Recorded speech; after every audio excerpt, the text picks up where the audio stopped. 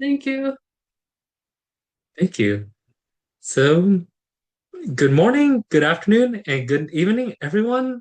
We understand that everyone is participating from around the world, and we'd love to say a great thank you to all the organizers who are based with the online teachers conference today. My name is Nathan Tat, And I'm Vivian Ted. and we are two siblings, in case you're wondering about the shared last name, and members of a community and public health education group called Taking Our Best Shot. Very excited to be discussing our talk today, which is establishing innovative approaches to supplement public health and STEAM education digitally in schools.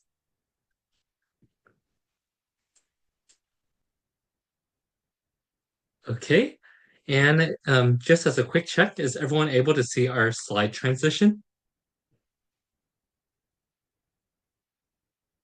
Okay, we'll assume that yes, and if not, please let us know.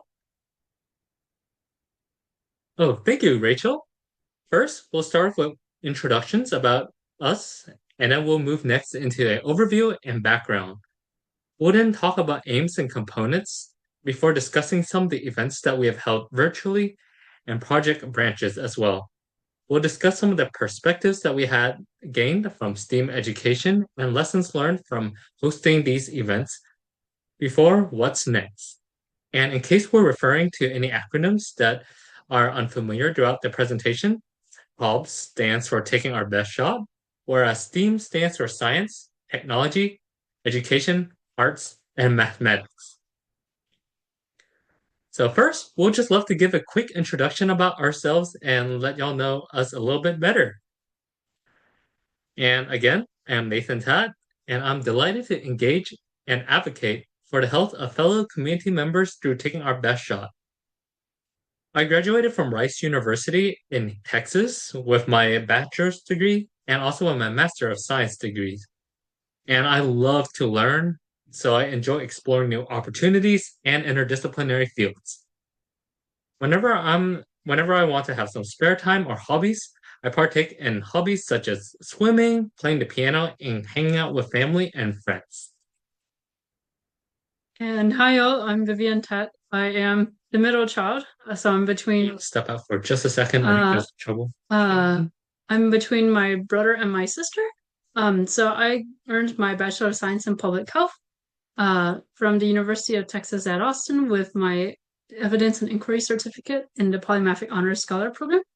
Currently, I afterwards I pursued graduate studies at the University of Texas Medical Branch, and I'm still there, which is awesome because that means I get to go work on an island. So, inspired by my family, my goal is to ensure that everyone has the opportunity to pursue their happiest and healthiest lives. And so, I enjoy also hanging out with my friends and family, and also drawing and ice skating in Texas. And we'll give a quick overview and background. First, you'll see here that we have Texas as one of our focus as where we originated, but the lessons that we've learned can be applied to any geographical area around the world, including Australia. And we'll also love to give some perspectives about how education was. Growing up, we had the same high school and we took similar classes. We had we had influences such as UTMB STEM Quest camps, which really highlighted to us the importance of learning and STEM. These camps also emphasized how we can learn outside of the traditional classroom through different media. And some of our other influential classes included our environmental sciences and AP statistics. Our AP statistics class was the first time we had a online flipped classroom style presentation. It was really interesting because our teacher was probably the first one in the school to introduce the hybrid model of classroom teaching. And in his coursework, he emphasized having our lessons, learning the basics of our lessons and the foundations of what we needed to discuss in the classroom before going into the classroom and then having the opportunity to talk about questions, work through problem sets, and solve any issues that we had together. And also, as in the spirit of healthcare, we also participated in programs such as HOSA, Future Health Professionals. And we had different approaches to STEAM online in college and beyond. For example, MOOC courses, classes that were on Coursera for free, Canvas and Blackboard, and hybrid courses were all part of what we're learning and still enjoy learning today. And we always find avenues to pursue our passions and disseminate STEAM virtually. And as to how the group started, Taking Our Best Shot was originally founded in Galveston, Texas, and expanded beyond. The team started up during the COVID-19 pandemic when everything had gone virtual and we were still trying to figure out how we could navigate things how we could navigate things in an ever-changing world. To this end, we were inspired to create TOBS to foster evidence-based science communication and promote health literacy through interdisciplinary STEAM-based approaches. Our co-founders who joined and also other team members who joined possess cross-disciplinary backgrounds across science, public health, medicine, education, and a community. And to this end, we have multiple aims and components. One major aim of the Taking Our Best Shot program is to engage, educate, empower, and inspire enthusiasm in STEAM. A second one is to disseminate public health knowledge to increase scientific trust and understanding. And the third one is to improve community health being by promoting the uptake of public health practices. We have multiple strategies which we use in order to focus on education with STEAM and public health. We'll highlight a couple of these in particular during our presentation, but we want to mention that we have things such as infographic challenges, community and health fairs, Hubs at Health Conversations, which are lectures that are held in a conversational setting, Hubs at STEAM Paths, Hubs at Ollie seminars, and outreach and engagement. So we're going to focus the bulk of our presentation on our virtual infographic challenges, as it shows how our work can complement teachers' teachings in the classroom and also virtually. So our infographic challenges, well, to start off, an infographic is a design created by students in order to disseminate information about a certain topic. And so ours focuses on specifically science and health. And so we challenged high school students to build skills in finding and understanding trustworthy information from reputable sources, such as the Centers for Disease Control and Prevention, the National Institutes of Health, or .edu sites, for example. In this way, we can integrate very crucial creativity, communication, and computer design skills into the curriculum. And this information was disseminated not only in person, but also online. And so in terms of online, what we mean is through social media as well. So we worked with a teacher partners to host these infographic challenges. And so the teachers would take these infographic challenges and integrate them into their coursework. Afterwards, students would create infographics and then we would judge them based on their scientific accuracy. So the information, was it right? Scientific relevance, did it fit the theme of the infographic challenge? The visual appeal of the work. We were trying to show how science could come together with the arts in order to create something really beautiful. So how did it visually look? And then we looked at the works cited as well, because we wanted to emphasize again that this information came from trustworthy sites. And so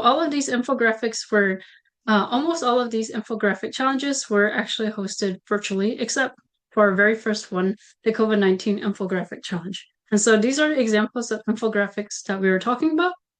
This one was held with Miss Amy Neblett from Ball High School in Galveston, Texas. This was our very first one. It was started during the height of the COVID-19 pandemic. And so we asked students what questions do you have and what questions do you want the community to know about regarding COVID-19? And so topics, as you can see here, range from viruses, mutations, mental health and well-being, and also clinical trials. So we piloted it first in person, and then we decided to take things online. And so we partnered with our amazing teacher partner, Ms. Avni Kantawala from Westwood High School in Austin, Texas. We have hosted quite a few infographic challenges with her. She's a medical microbiology teacher, and so the first infographic challenge was just based on infectious disease in general. And these are the winners of each of the first, second, and third place are the winners of the infographic challenge. And as a bonus, students get prizes for whenever they win. And I'm not gonna lie, they're pretty cool prizes. So what we saw next is also our immunizations infographic challenge. This was held in conjunction with both Westwood High School and Clear Lake High School in Houston, Texas.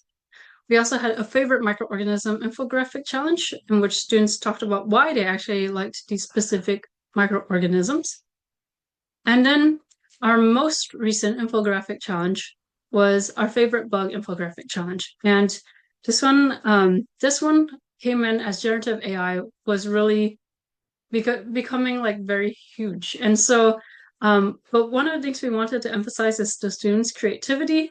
We wanted them to test their skills in using creative designs tools online, such as Canva, PowerPoint, for example, or just could they design their understanding of infectious diseases. And so we asked them not to use generative AI in this challenge. And still, I think the results have turned out amazing. And we had a lot of enjoyable times looking at these infographics. And so now I'm going to turn it back over to my brother to talk about TOBS at STEAM Paths. And for tops at Steam Paths, all of us, my sisters and I, are all products of the American public school system, specifically the one in Texas. As a result, we're very happy to provide different perspectives and different thoughts about our journeys throughout this process. So the thing about TOPS as theme paths that took place was the idea for this originated when we found how many students during the COVID pandemic were struggling with the typical like process for applying to college, figuring out how they could survive high school in the first place, and trying to wonder what they could do in order to be successful in a college environment. And with many of these different students, oftentimes there were some who were first generation or still trying to figure out what they wanted to do. And we were able to help coordinate, host, and organize different sessions that we call Tops at STEAM Paths that were held virtually or in person with students from middle high and high schools. These programs were very interactive and designed to be a place for students to ask us questions. It could range from questions, for example, like how was it like to apply to our alma maters, or what type of activities or courses would you recommend as important in order to succeed in college? But we also incorporated more fun and relaxing activities as well. For example, we had a discussion about boba in order to help lighten up and make an icebreaker type environment. And throughout our discussions, since we had them held virtually, we were able to host larger audiences than would be possible if everyone was fit into one single classroom. On the other hand, we also had some that were in person sessions as well.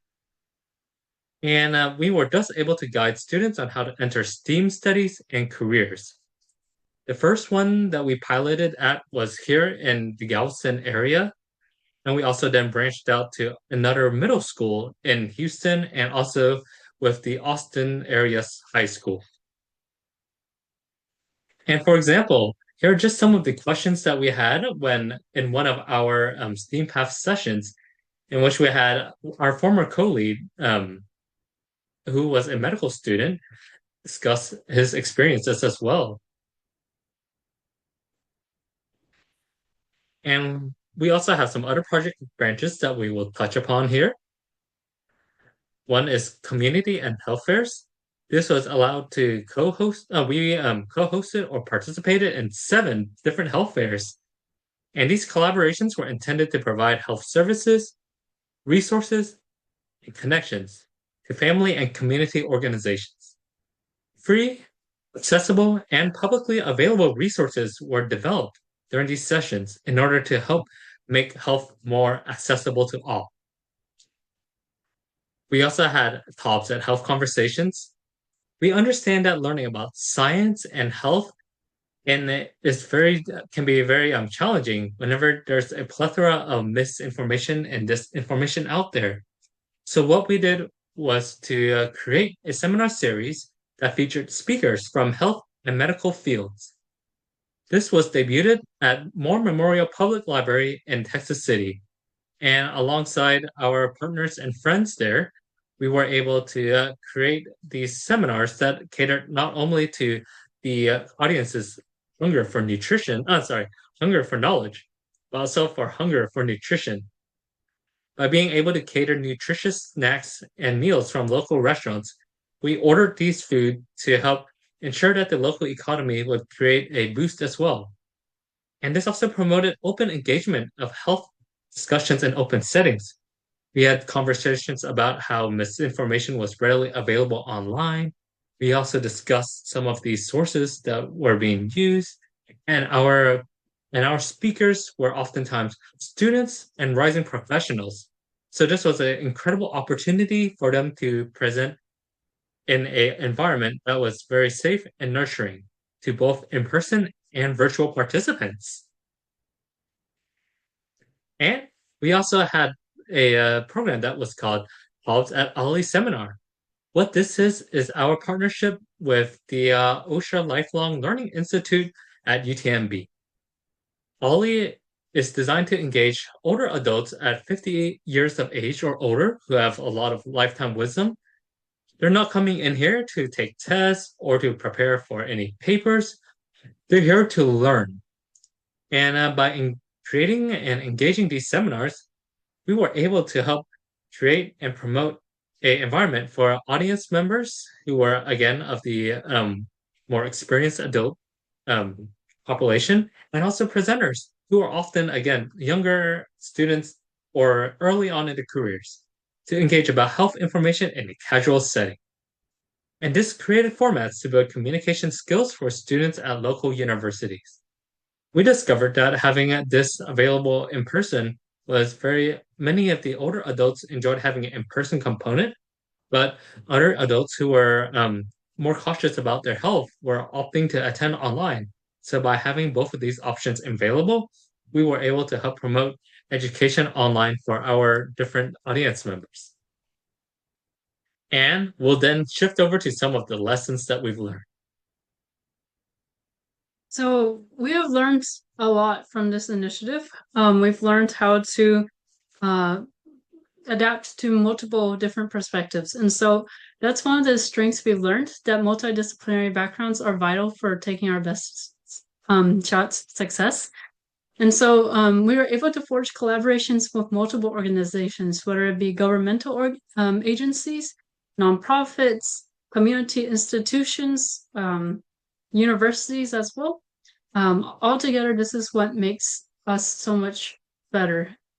And so we were able to also connect with the media as well. And this highlighted the transformative power of partnerships because whenever we were featured in the media, for example, this then brought out another person who was interested in our work.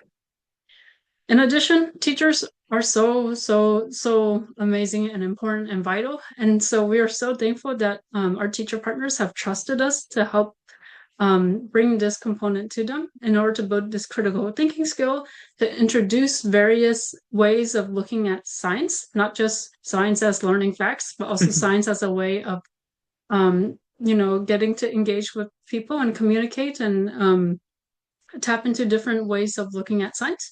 And it also allows the students to build these health literacy skills as well. And also, the students have said that they really appreciate knowing that their work is not only going to their teacher, but also out into the general public.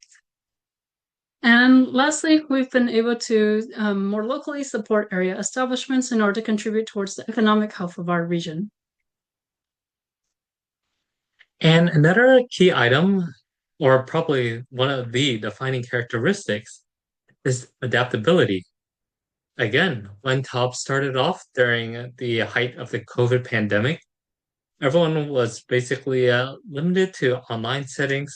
But since then, we've continued to grow our initiatives and make sure that they're able to be adapted for virtual settings. There's so many powers to being able to learn virtually. We're able to explore different disciplines that we might not see in our that we might not have seen before. We're able to meet others from different areas, and we're also able to learn together. And there's the importance of being flexible, vision, and communication. By being able to be flexible, we've been able to work and adapt our initiatives together. And we found the transformative power of uniting together for interdisciplinary education. For example, our work with the Albert Schweitzer Fellowship of Houston Galveston showed us how many people are out there ready to learn and ready to engage in health education. We're one of the wheels in this, and by being able to uh, collaborate together synergistically, we're able to help each other find what we're able to do and work well. And we've also expanded our program. Originally, we just started off as something that was aimed for the COVID-19, but we've expanded our program to incorporate a more holistic approach to health education and integrate across the sciences, public health, and other fields, as well as STEM.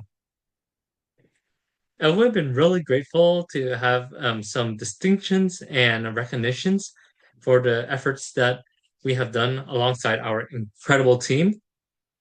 For example, on the left, Vivian is representing the team with the Interprofessional Education Award from the University of Texas Medical Branch in Galveston. We're just super surprised to receive this award because there are amazing teachers out at the university at the university, in addition to medical students, public health students, graduate students, allied health and nursing students, and other faculty and staff out there. Similarly, another picture is with the Texas city government after we had kind of like led several sessions of you taking our best shot at health conversations. And here is one of the ways in which our local media have worked with us in order to help showcase what types of educational activities are available at the library seminars.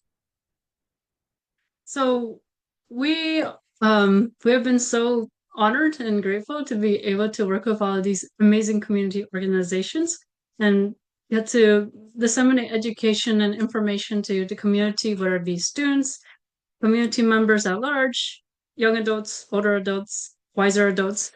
And so the question is for us also, what's next? Well, we want to make sure we're aligning with the UN Sustainable Development Goals. So specifically, we're focused on numbers 3, good health and well-being, and number 4, quality education. And so part of our future directions include establishing more partnerships virtually and or in person. And so this will be the first time we mentioned if you would be interested in collaborating with us, we'd love to collaborate with you as well. And so, like my brother mentioned, we've had taking our best shot at health conversations and Talks at Ollie as a hybrid format. We're also interested in perhaps bring it totally into a virtual format, so anyone anywhere can watch these conversations at their convenience. Education involves communication a lot, and so we're also writing about our work. Eventually, we hope to share it with everyone. And we also, especially in this day and age, are advocating for STEAM. So, for example, we talked about taking our best shot with the ASPPH, or Association of Schools in Public and Population Health. And of course, we're very open to other ideas and collaborations. And we are so very grateful for all that we've been able to experience.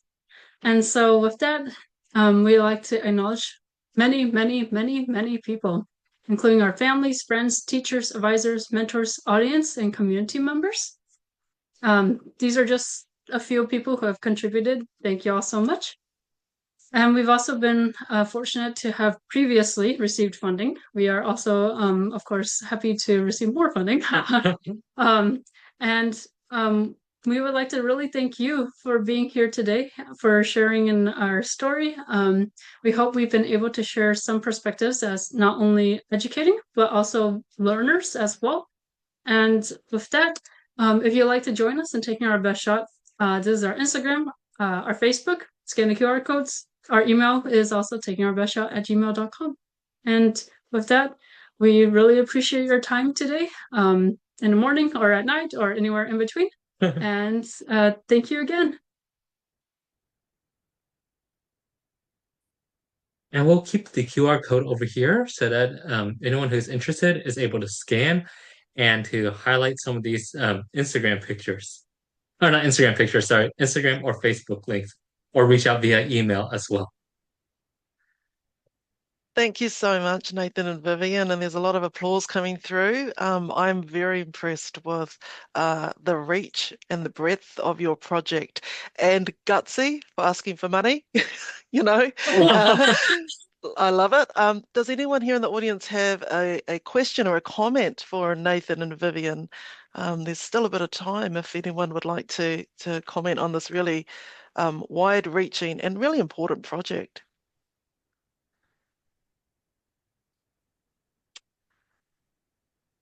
No, then I do encourage you to reach out to them through these various means that you can see on the screen. And yes, Zahab, he's asking about a certificate of attendance. And yes, I'll be providing that, not Nathan and Vivian. But yeah, I really thank you for sharing what you're doing, and I can see it growing into a much larger project. Thank you both, and I hope the experience of presenting today has been great for you. Thank you. Thank Yes. you. Thank you so much. No worries. I'll stop this recording here and